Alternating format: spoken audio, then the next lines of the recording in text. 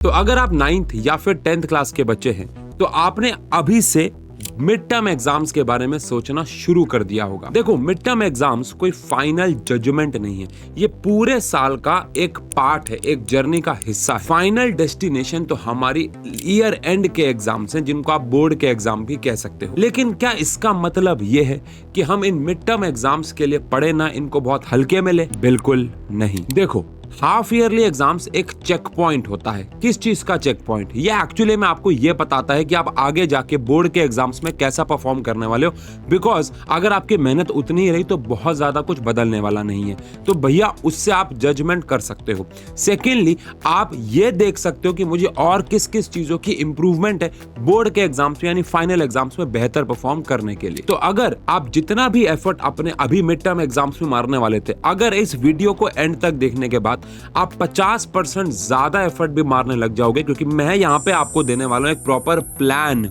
तो अगर आपने 50-60% भी ज्यादा एफर्ट मार लिए तो आपके बहुत सारे फायदे होने वाले हैं। लेकिन जो सबसे बड़ा फायदा है वो ये है कि आप मिड टर्म एग्जाम्स के बाद अगर पढ़ना शुरू करते हैं तो आपको बहुत सारा बोझा अपने साथ लेके जाना होगा अपने फाइनल एग्जाम की तैयारी करने के लिए। लेकिन अगर अभी आपने एफर्ट मार लिए तो आपको बोर्ड एग्जाम्स के लिए एक तो कम एफर्ट मारने पड़ेंगे।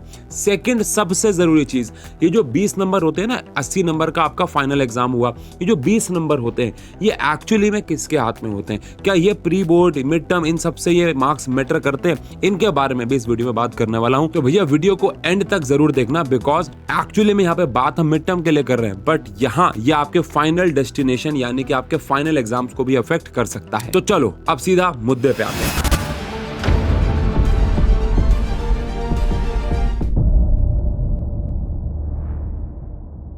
देखो, पिछले साल जो एवरेजली मिड टर्म एग्जाम्स हुए थे, क्योंकि मैं ऑफलाइन पढ़ाता हूं, वो हमारे सितंबर लास्ट से लेके अक्टूबर तक हुए थे। लगभग मान के चलो 20 सितंबर से लेके 10 अक्टूबर के बीच में मान लेते हैं इस साल भी हमारे मिड टर्म एग्जाम्स होंगे। तो मोटा मोटा हमारे पास 70 दिन मान के चलते हैं अभी बचा है, अगर आप ये वीडियो अभी देख रहे हैं तो। अब इन 70 दिनों में, ये 70 दिन आपसे कोई नहीं छीन सकता, इन 70 दिनों में आप एक्चुअली में ऐसा क्या करें कि आप 95% तक स्कोर कर सके, ये हमारा टारगेट रहने वाला है। तो बस जल्दी से एक नोटबुक उठा लो या सिर्फ खाली एक पन्ना उठा लो और एक पेन उठा लो और शुरू हो जाओ। तो सबसे पहले आता है स्टेप नंबर 1, जो कि है फाइनलाइज योर सिलेबस। मैं बहुत सारे बच्चों को जानता हूं, पढ़ाता हूं, मिलता हूं, जहां पे उनको ये तक नहीं पता होता है कि उनका सिलेबस क्या आ रहा है। कि आप में से तो कोई नहीं है ना ऐसा? मुझे बताओ कमेंट सेक्शन पे कि आपको अपना मिड टर्म का सिलेबस पता है कि नहीं। हो सकता है अभी आपके स्कूल में ही कंफर्म ना किया गया हो, लेकिन ये बात तो तय है कि जो भी आपको अप्रैल, क्या पता आपके स्कूल मार्च में शुरू हो गए हो, बट मैं मान के चल रहा हूँ अप्रैल में शुरू हुए, तो जो भी आपको अप्रैल, मई, जून, जुलाई, अगस्त में पढ़ाया जाने वाला है और हो सकता है सितंबर में भी, वो सब आपके एग्जाम में आने वाला है। बट हाँ, ऐसा भी बहुत बार होता है कि कुछ चैप्टर स्कूल में करवाए जाते हैं लेकिन वो आपके मिड टर्म में नहीं आ रहे होते हैं, और कुछ चैप्टर नहीं भी कराए जाते लेकिन वो मिड टर्म में आते हैं। तो अपना सिलेबस फाइनलाइज कर लो, यानी कि आपके पास सबसे पहला काम होना चाहिए फाइनल चैप्टर्स की लिस्ट, कि भैया आपके मिड टर्म में क्या क्या आ रहा है। फिर आता है second step, time management and chapter planning. देखो, अब तो ये तो आपने नोटिस कर लिया, ये तो आपने नोट डाउन कर लिया कि कौन कौन से चैप्टर आपके मिड टर्म में आ रहे हैं, और हमने ये भी डिस्कस कर लिया कि मोटा मोटा आपके पास 70 दिन है। अब यहाँ पे करनी होगी हमको सब्जेक्ट वाइज चैप्टर्स की कलर कोडिंग। अब ये कलर कोडिंग क्या होता है? अब यहाँ पे आपको करना क्या है कि आपको अलग अलग कलर्स की मदद से अपने चैप्टर्स को कैटेगराइज करना है। इससे आपका दिमाग एक सिंगल शॉट में आपको एक रफ प्लान देता है। मैं समझाता हूँ, इसका एग्जाम्पल देखें। एग्जाम्पल के तौर पर अपने सारे चैप्टर्स को 3 कलर्स में बांटोगे, ग्रीन, येलो और रेड। आप कोई और कलर्स भी इस्तेमाल कर सकते हो, बट ये कलर्स सही चीज़ों को रिप्रेजेंट कर रहे हैं। ग्रीन वो हैं जो एक्चुअली में चैप्टर्स आपको बहुत अच्छे से आते हैं, काइंड ऑफ इनमें रिवीजन करने की भी जरूरत नहीं है, या फिर आप एक दिन में उन सब की रिवीजन कर सकते हो। सेकंड, जो चैप्टर्स आपको एवरेजली आते, आप उनकी अभी क्वेश्चंस नहीं बनाए हैं, या उनमें कुछ कुछ टॉपिक्स ऐसे हैं जो आपको अटक सकते हैं, उनमें कुछ कुछ चीज़ें ऐसी हैं जो मुश्किल है, लेकिन मेजरली आपको लग रहा है यार 70-80% चैप्टर मुझे आता है, मैं 1-2 दिन 4 दिन रिवीजन करूंगा, मुझे आ जाएगा। आसान भाषा में, ग्रीन कलर से बहुत आसान चैप्टर और येलो कलर से वो चैप्टर्स जिनमें आपको थोड़ी सी मेहनत करने की जरूरत है। लेकिन फिर आता है रेड कलर, जिनमें वो चैप्टर्स आप डालेंगे जिनको आपने आज तक छुआ तक नहीं है, जिनके जिनके ऊपर आपने बिल्कुल भी एफर्ट या मेहनत नहीं करी है, जिनको आपको एक प्रकार से स्टार्टिंग से ही करना है। अब इससे आपको तुरंत पता चल जाएगा कि आपको किन किन चैप्टर पे सबसे ज्यादा समय देना है। कमेंट सेक्शन पे ये बताना कि क्या आपके सारे चैप्टर्स रेड जोन में तो नहीं है। ऐसा नहीं होना चाहिए। अगर ऐसा है तो आपको तो फिर आज से ही, अभी से ही मेहनत करनी शुरू करनी होगी। और अगर आपके ज्यादातर चैप्टर ग्रीन जोन में है तो आप थोड़ा आराम से भी, चिल मोड पे भी रह के काम कर सकते हैं। अब आते हैं स्टेप नंबर 3 पे, यानी कि प्रॉपर प्लानिंग। देखो, जो ग्रीन है अभी उनको छोड़ देते हैं, उनको तो आप एग्जाम से एक दिन पहले भी उठाओगे, हो जाएगा। पहले बात करते हैं येलो कलर वाले जोन की। अब जिन जिन चैप्टर्स को आपने येलो जोन में डाला है उनमें आपके कुछ टॉपिक्स कमजोर होंगे, तो आपको क्या करना है, स्मार्टली काम करना है। या तो उन टॉपिक्स को क्लियर करो जहां पे भी आप ऑफलाइन पढ़ते हैं, या फिर अपने घर में किससे पढ़ते हैं, या फिर किसी पेड बैच में पढ़ते हैं। नहीं तो आप उन येलो जोन वाली चीजों को आज ही, मैं तो कह रहा हूं अभी से शुरू कर देना, आज से शुरू कर देना। वो टॉपिक, जैसे मान लेते हैं एक चैप्टर है, मैं यहाँ पे 9th क्लास का एग्जाम्पल इसलिए ले रहा हूँ ताकि 9th और 10th दोनों को समझ में आ जाए। मान लेते हैं 9th क्लास में मोशन चैप्टर में आपको सब आता है, लेकिन आप एक्सेलरेशन के न्यूमेरिकल्स में दिक्कत करते हो, तो आपको क्या करना है, जाना है यूट्यूब पे। अगर आपके टीचर से या आपको वहां से हेल्प नहीं मिलती है तो यूट्यूब पे जाओ, एक्सेलरेशन किसी भी वन शॉट को खोलो मोशन के। मैं तो कहूँगा आप साइंस एंड फन के या इसी चैनल पे मैंने जो वन शॉट डाल रखे हैं वहाँ पे हर चीज़ को डिटेल में बताया, और उसके साथ साथ फिर मैंने हर एक टॉपिक के क्वेश्चंस भी कराए हैं, तो उससे आपका एक फ्लो बनता है। तो आप जाओ, एक्सेलरेशन टॉपिक को पढ़ो, वहाँ से उसके कुछ क्वेश्चंस वहाँ से देखो कि मैं कैसे बना रहा हूँ। उसके बाद आप जाओ एनसीईआरटी के सवाल बनाओ, PYQs बनाओ, लेकिन आज डिसाइड कर लो, गोल बना लो कि येलो वाले चैप्टर्स के उन वीक पॉइंट्स को मैं खत्म करूंगा।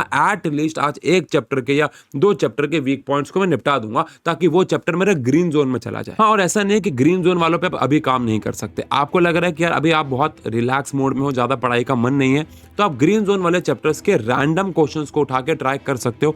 वहां पे भी पक्का कुछ ना कुछ सवाल फंसेंगे जिन पे आप मेहनत करके उन ग्रीन वालों को डार्क ग्रीन यानी और स्ट्रॉन्ग कर सकते हो। और अगर ग्रीन जोन के टॉपिक्स करते हुए, क्वेश्चंस करते हुए आप किसी एक पर्टिकुलर टॉपिक में बार बार फंस रहे हो, तो इसका मतलब है आपको उसे येलो जोन में डालना चाहिए। तो उस चैप्टर को तुरंत येलो जोन में डालो, जाओ वन शॉट देखो और फिर उसे ग्रीन में शिफ्ट करो। यकीन मानो इसमें मजा भी आएगा आपको। लेकिन अब अगर बात करें रेड जोन वाले चैप्टर की, जो कि सबसे ज्यादा फोकस मांगते हैं, इनमें आपको क्या करना होगा। रेड जोन वालों में तो आपको डेडिकेटेड लेक्चर्स देखने चाहिए, ऐसे लेक्चर्स जहां पे चैप्टर को डिटेल और डेप्थ में समझाया हो, ताकि कोई भी बारीक से बारीक डिटेल भी मिस ना हो।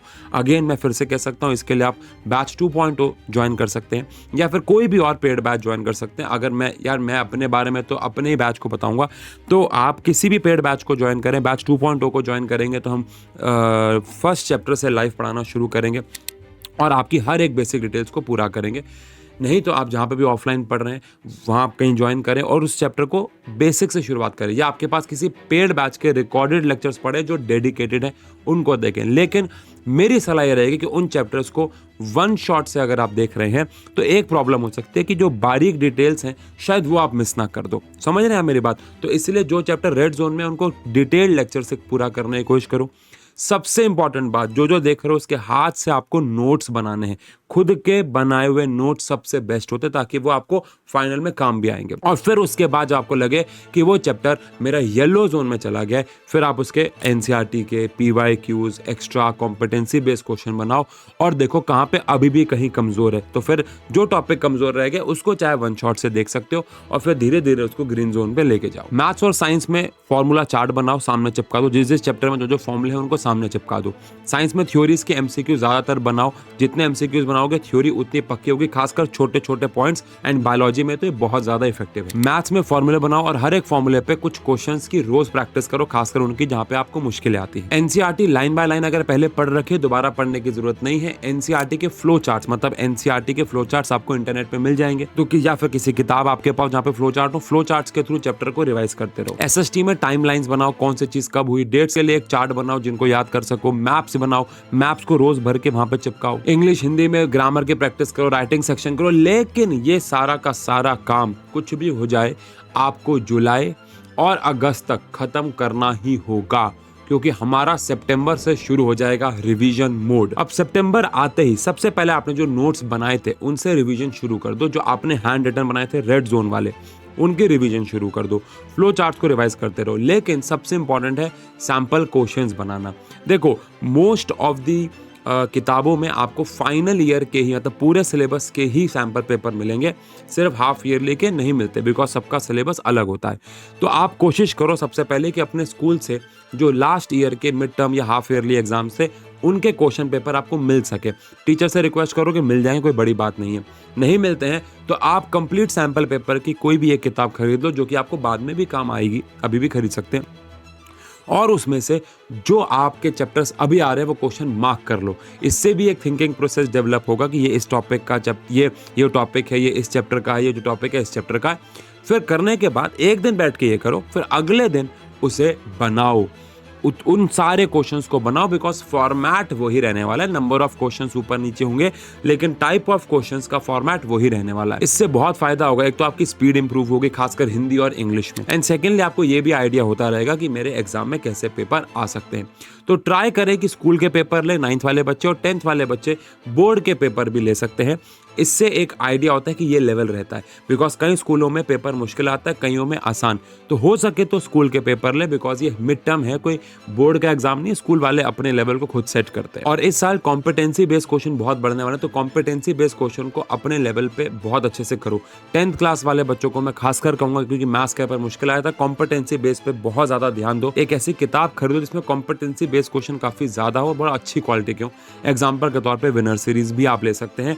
अगेन विनर सीरीज हमने बहुत ईमानदारी से बनाई, जहां पे हमने सारे के सारे बेहतरीन कॉम्पिटेंसी बेस्ड क्वेश्चन को डाला। मतलब इन शॉर्ट आपको सितंबर पूरा का पूरा रखना है रिवीजन का। लेकिन ये तो आपने हमें एक मंथ के स्केड्यूल पे बांट दिया, बट डेली स्केड्यूल क्या होना चाहिए, रोज का स्केड्यूल क्या होना चाहिए मिड टर्म एग्जाम्स के लिए बेहतर तरीके से परफॉर्म करने के लिए। तो सबसे पहले मॉर्निंग में उठते ही जो भी फ्रेश वगैरह होके 30 मिनट आपको निकालने होंगे, इसके हिसाब से उठो। जो आपने कल पढ़ा था उसको आपको आज रिवाइज करना है। यकीन मानो बहुत लंबे समय तक याद रखोगे अगर जो कल पढ़ा था उसको अगले दिन सुबह उठ के 30 मिनट में रिवाइज कर लेते हो। तो उसके बाद स्कूल जाओ और स्कूल में जाके क्लासेस को बहुत ईमानदारी से सुनो। सोचो कि मेरे पास और कोई ऑप्शन नहीं, यही सुनना है। आपके पास बहुत सारे ऑप्शंस आ गए, इसलिए आप कहीं ना कहीं स्कूल के टीचर्स को सुनना बंद हो गए हो, तो वो मत करो। बहुत कुछ सीखने को मिलेगा, गारंटी देता हूँ। अपने डाउट्स पूछना शुरू करो, टाइम यूटिलाइज करो। फिर शाम को 2 से लेकर 2.5, मैं तो कहूँगा 2.5 घंटे आपको देने ही होंगे पढ़ाई को। पहला 1 घंटा मुश्किल सब्जेक्ट्स को दो, लेट अस से मैथ्स और साइंस, और अगला 1 घंटा थोड़ा सा मॉडरेट सब्जेक्ट्स को, इसमें आपको ज़्यादा मेहनत करने की जरूरत नहीं है। हिंदी, इंग्लिश, SST, ये ऊपर नीचे हो सकता है, मैं जनरल बात कर रहा हूँ। और फिर चाहे खाना खा लो, लेकिन रात को सोने से पहले 30 मिनट में आपको इंपॉर्टेंट फॉर्मूलों को, जो चैप्टर आपके आ रहे हैं उनको रिवाइज करना बहुत जरूरी है। और फ्लो चार्ट्स को देख के सोना, अगेन अच्छी नींद भी आएगी, और जब सुबह उठोगे रिवीजन करोगे तो वो एक सीक्वेंस बनेगा। अगर आप ये चाहते हो कि मैं आपको एक वीकली स्केड्यूल भी दूं, तो ये अगेन मैं ये मानता हूं कि वीकली स्केड्यूल थोड़ा सा वेरी कर सकता है। रीजन क्योंकि किसी का फिजिक्स वीक हो सकता है, किसी का केमिस्ट्री वीक हो सकता है। फिर भी मैं आप पे स्क्रीन पे एक वीकली स्केड्यूल के बारे में बात कर रहा हूं। अगर आपको लगे कि मुझे स्केड्यूल चाहिए तो आप ये वाला फॉलो कर सकते हो। जैसे एग्जांपल के तौर पे मंडे को आप मैथ्स और इंग्लिश ले सकते हो, ट्यूसडे को आप फिजिक्स के साथ हिस्ट्री ले सकते हो, वेडनेसडे को आप केमिस्ट्री के साथ हिंदी ले सकते हो, थर्सडे को आप मैथ्स के साथ सिविक्स ले सकते हो, फ्राइडे को आप बायोलॉजी के साथ इंग्लिश ले सकते हो, सैटरडे को आप जियोग्राफी या फिर इकोनॉमिक्स के साथ मैथ्स ले सकते हो। इससे आपके मुश्किल सब्जेक्ट्स एक से ज्यादा बार कवर भी हो गए और बाकी सारे भी साथ साथ होते चले गए। अब आप चाहो तो इस वीकली प्लान का स्क्रीनशॉट लेके सामने चिपका सकते हो और इसके हिसाब से अपने हफ्ते को प्लान कर सकते हो। और बात रही संडे की, तो संडे को आप लोग अगेन सैंपल पेपर या मॉक टेस्ट अटेम्प्ट कर सकते हो, जैसे कि मैंने पीछे बताया उस तरीके से। अब इस पूरे प्रोसेस के दौरान कुछ 4-5 मिस्टेक्स हैं जो आप हमेशा करोगे, उसको अवॉइड करना है। पहला है प्रोक्रास्टिनेशन। उसको तो आपको भाई खुद से अवॉइड करना पड़ेगा। अपने गोल्स पे काम करो, देखो मैं किसके लिए बना हूं, मैं दुनिया में क्या करने आया हूं, और मिड टर्म एग्जाम्स के लिए अगर मेहनत नहीं कर रहा हूं तो बोर्ड के लिए कैसे करूंगा, वहां पर सिलेबस ज्यादा है। तो प्रोक्रास्टिनेशन को अवॉइड करो। कैलकुलेशन मिस्टेक बहुत ज्यादा होती है, कैलकुलेशन पे काम करो। मैंने बहुत सारे बच्चों के 3 से लेकर 4, कभी कभार 10 नंबर कटते हुए सिर्फ बेसिक प्लस माइनस और 10 की पावर में गलती से देखें।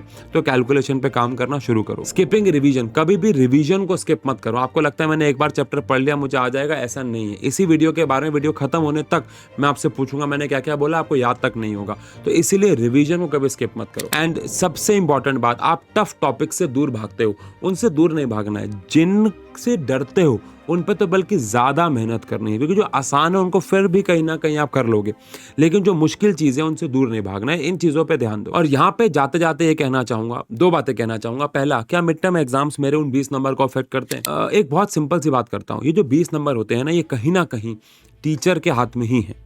और वो टीचर आपके ये 20 नंबर लगाता आपके पूरे साल के परफॉर्मेंस के हिसाब से, ये बात आपको माननी ही होगी।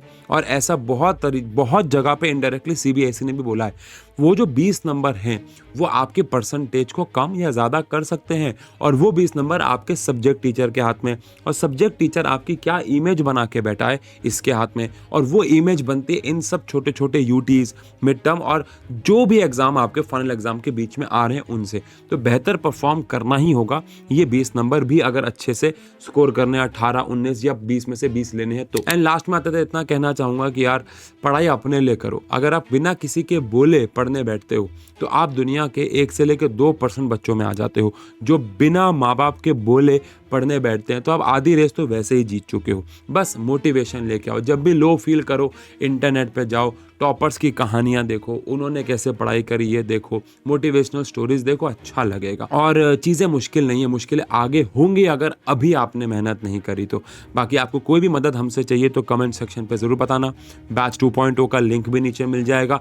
अगर आपको अपनी पढ़ाई करने में दिक्कत हो रही है तो बैच 2.0 ज्वाइन कर सकते हो, क्योंकि अभी क्लासेस शुरू ही, अगर आप ये वीडियो आज ही देख रहे हैं तो एक क्लास हुई है अभी बैच 2.0 की। अभी भी आप बैच ज्वाइन कर सकते हैं। मिलते हैं, लव यू।